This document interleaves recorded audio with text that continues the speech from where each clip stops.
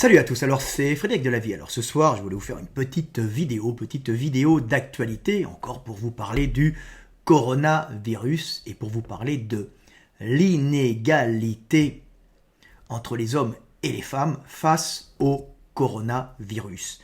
Alors, d'après les statistiques, ils se sont aperçus que les femmes sont en général plus touchées proportionnellement que les hommes par le virus, mais que proportionnellement, ce sont majoritairement, on va dire c'est une grande majoritairement les hommes qui décèdent. Alors il y a beaucoup de femmes qui meurent, mais ce sont souvent les hommes qui décèdent. Alors bien sûr, on a vu que le coronavirus touchait les individus, globalement pratiquement tout le monde, mais que les décès étaient vraiment dans les tranches d'âge élevées. On avait 79% des décès qui correspondaient à des gens de plus de 75 ans, 13% des gens entre 65 et 64 ans, et 7% des décès entre 45 et 64. Puis 1%, c'était les 15-44 ans. Mais il y a des gens de tout âge qui meurent, mais globalement, ce sont les gens d'un certain âge. Il y a aussi le fait que les femmes l'attrapent plus, mais en meurent moins. Alors il y a plusieurs hypothèses qui ont été amenées, qui ont été recherchées là-dessus. Et je vais vous lire un article, mais moi je vais vous apporter une hypothèse qui est très pragmatique, une hypothèse d'anatomiste, une hypothèse de spécialiste de la morphologie, de l'évolution que je suis, qu'il n'avait pas mentionné. Alors il y a un article assez intéressant, qui est un article de vulgarisation, je vais vous le lire. Alors je vais vous lire cet article que j'ai eu sur Futura Santé. Alors je répète encore, Futura Santé, c'est de la vulgarisation, mais de la vulgarisation d'articles scientifiques, de revues scientifiques avec, entre guillemets, comité de lecture, mais en général, ce sont des labos qui présentent des articles avec statistiques. En général, c'est assez intéressant. Il faut tout le temps se méfier parce qu'il y a tout le temps cooptation. On passe des articles, on a un pote qui travaille dans une revue scientifique avec comité de lecture. Vous pouvez même passer un article stupide. Mais en général, ce sont des articles qui répondent quand même à des normes, c'est-à-dire des normes avec statistiques et avec expérimentation. Ça ne veut pas dire que les conclusions qu'ils en tirent sont bonnes, mais il y a au moins une expérimentation derrière. Alors je vais vous lire cet article et je vais vous expliquer après. Ce n'est pas une théorie, je vais vous expliquer un peu pourquoi il y a plus d'hommes au niveau morphologique qui vont subir et mourir lors d'une réaction on va dire, immunitaire qui s'emballe face à un coronavirus. Vous allez voir, c'est d'une grande simplicité. Alors, je vais déjà vous lire ce petit article qui est intéressant. Alors, dans la plupart des pays, les femmes sont davantage touchées que les hommes par le Covid-19, et pourtant moins nombreuses à en mourir. Une différence qu'ont du mal à expliquer les scientifiques. Les femmes bénéficient-elles d'une meilleure immunité ou s'agit-il d'un biais purement statistique ? En Espagne, le virus Covid-19 a tué 2 fois plus d'hommes que de femmes, pour un taux d'infection à peu près similaire, rapporte le quotidien El País. En Italie, les hommes représentent 59% des cas de Covid-19 et 71% des décès. D'après des chiffres publiés par BMJ, soit un ratio de mortalité de 1,66 en faveur des femmes. Et la tendance est la même dans la plupart des pays. En Corée du Sud, les hommes représentent à peine 38% des cas confirmés, mais 54% des cas de décès, soit un ratio de 1,89. Le chiffre est de 1,98 en Chine et de 1,55 en France, où 58% des hommes du Covid-19, des morts du Covid-19 sont des hommes. Au total, les hommes auraient 50% de chances de plus de mourir que les femmes du coronavirus, d'après une analyse du Global Health, 50% pour CNN, menée dans 20 pays. Alors ils mettent que les femmes ont une réponse immunitaire plus forte aux infections. Cette inégalité, alors ça c'est une des recherches, c'est ce qu'ils pensent, peut-être que, on est encore dans la recherche, ça n'est pas une entière surprise.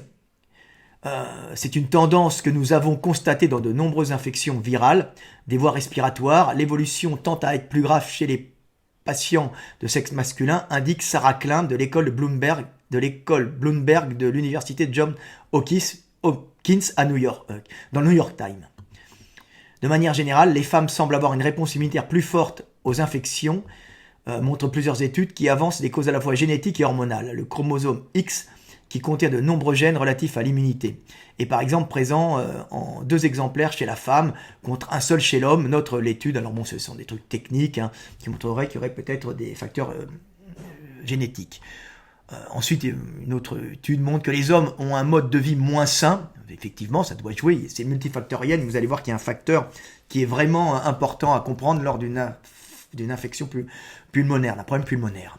Mais pour d'autres spécialistes, la différence entre hommes et femmes repose davantage sur le biais statistique que sur une base biologique. Le taux de mortalité du Covid-19 est étroitement lié aux comorbidités comme l'hypertension, alors on va y venir, le diabète ou les maladies cardio-respiratoires qui affectent davantage les hommes.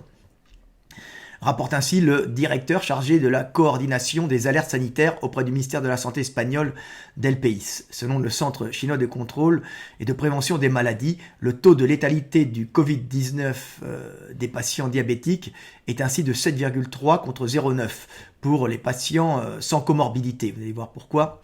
Ça, c'est un peu simple. Les hommes sont aussi plus nombreux à fumer que les femmes. Or, la cigarette accroît à la fois le risque de contamination en portant la cigarette à la bouche avec les doigts, et la mortalité en réduisant la capacité pulmonaire.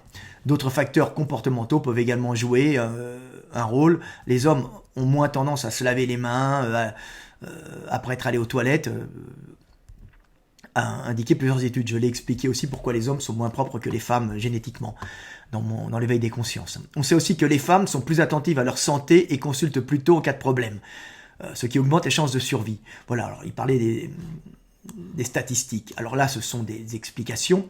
Mais il y a une explication simple, très très mécanique, qui fait que les hommes, en général, lors d'une infection pulmonaire de type Covid-19, vont y passer. Pour la bonne raison que les hommes ne sont pas basés sur une structure, une morphologie basée sur l'économie. La femme, en général, est moins musculaire, plus grasse, et consomme moins d'oxygène. Pourquoi ? Parce qu'elle doit prendre des réserves et fonctionner à l'économie pour nourrir avec ses propres réserves énergétiques un petit, déjà le porter, et ensuite le nourrir avec ses propres réserves énergétiques. Donc les femmes ont une consommation, on va dire, en oxygène beaucoup plus basse que les hommes, parce que les hommes ont un gros système musculaire, à la base, pour aller travailler à l'extérieur, principalement quand les femmes restaient près du foyer à éduquer les petits, et ils ont un système donc musculaire beaucoup plus développé, avec des poumons globalement plus gros en général, et un système graisseux qui est localisé au niveau de l'intérieur du ventre pour avoir des graisses utilisables tout de suite, et des graisses qui sont qui sont très en rapport avec le système au niveau central, c'est-à-dire les graisses se mettent dans les viscères, proches des viscères, et sont proches des grosses artères pour être facilement utilisées. C'est des graisses qui sont très facilement utilisées par l'organisme pour pouvoir chauffer l'organisme, pour pouvoir aller à l'extérieur.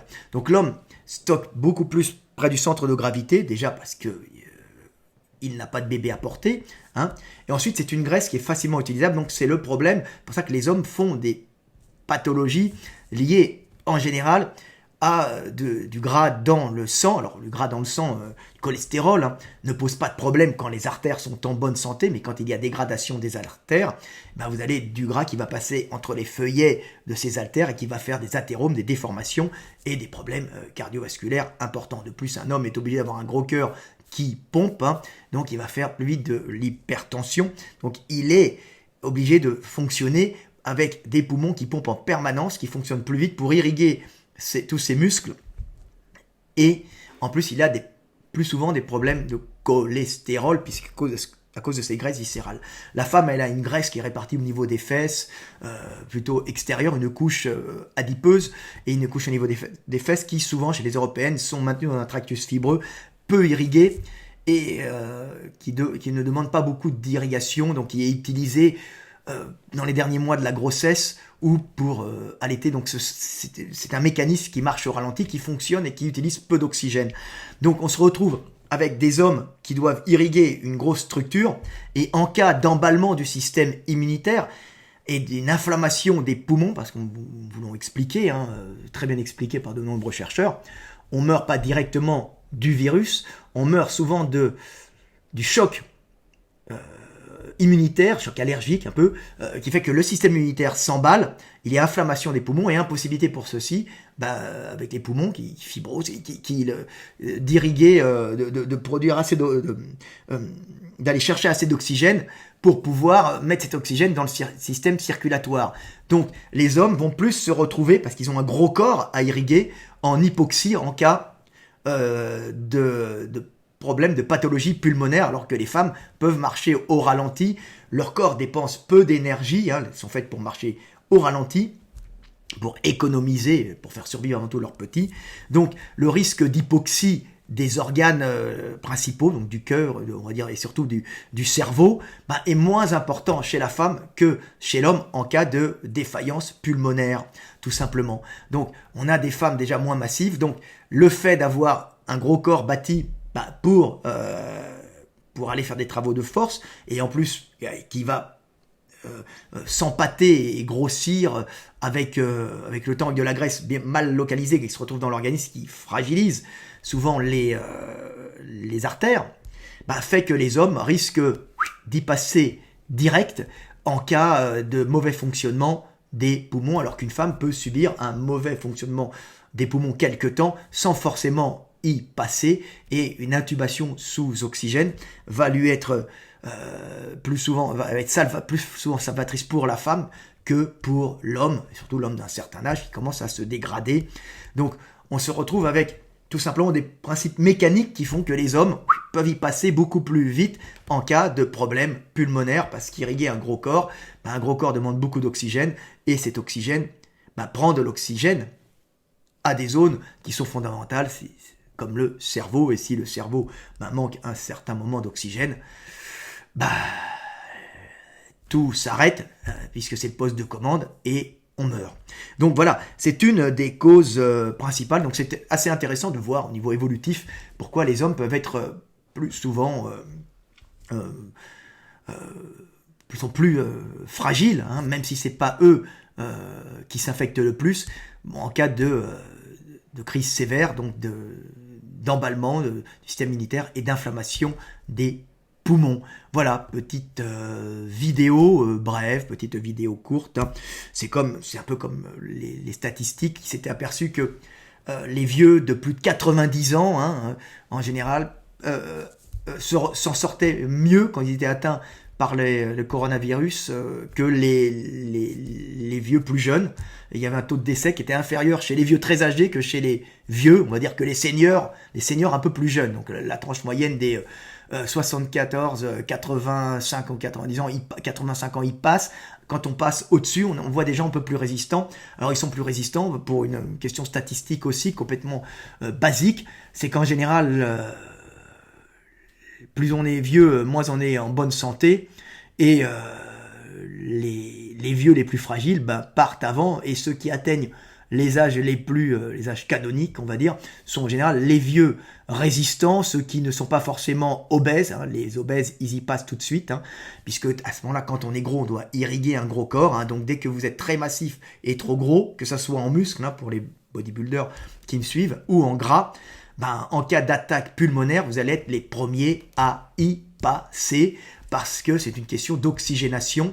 Le corps étant obligé, le cœur, de pomper pour de la masse inutile, c'est votre cerveau qui est utile, qui va se trouver en hypoxie. Donc, plus on est gros, plus on y passe, et les vieux d'âge intermédiaire sont pas forcément en bonne santé. D'arriver à un certain âge, en général, ils vont se dégrader doucement, mais c'était les vieux en bonne santé qui étaient pas trop gros, qui étaient pas diabétiques, et en tout cas ou peu, et qui n'avaient pas de comorbidité qui atteignent certains âges. Donc on est tout le temps dans des systèmes de statistiques, c'est toujours intéressant à comprendre, et puis c'est toujours intéressant de le comprendre au niveau évolutif, ce qui est mon métier. Voilà.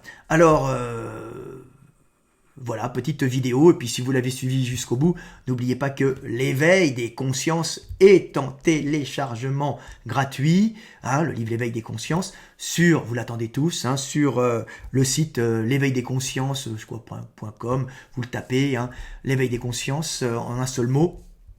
Et là, vous l'avez en téléchargement gratuit. Voilà, petite vidéo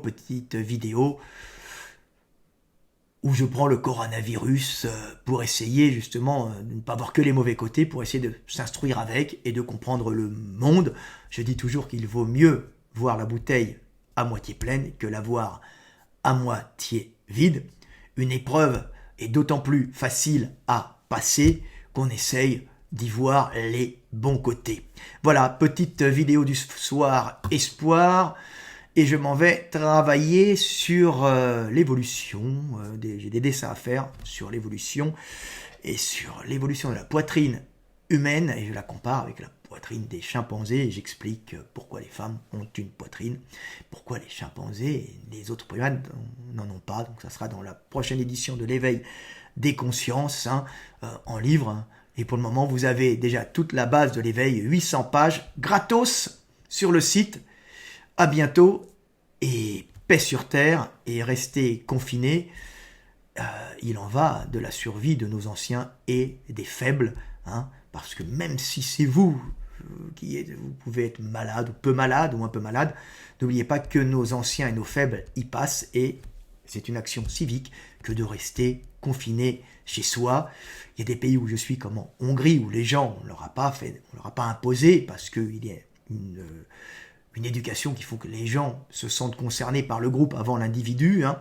En France, on manque des fois de civisme, donc on va imposer comme une maîtresse à l'école un confinement parce que certaines personnes, pas tous, ne sont pas capables de s'auto-discipliner. Voilà, malheureusement, ces gens-là obligent le pouvoir à imposer un confinement à un peuple qui n'est pas que autodiscipliné, bien sûr, mais quand il y en a certains, une petite majorité importante, on est obligé de faire un confinement général obligatoire à cause de certains individus. Voilà, petite vidéo du soir, espoir et paix sur terre, en espérant que cette épreuve nous permette de nous en sortir grandis et éveillés.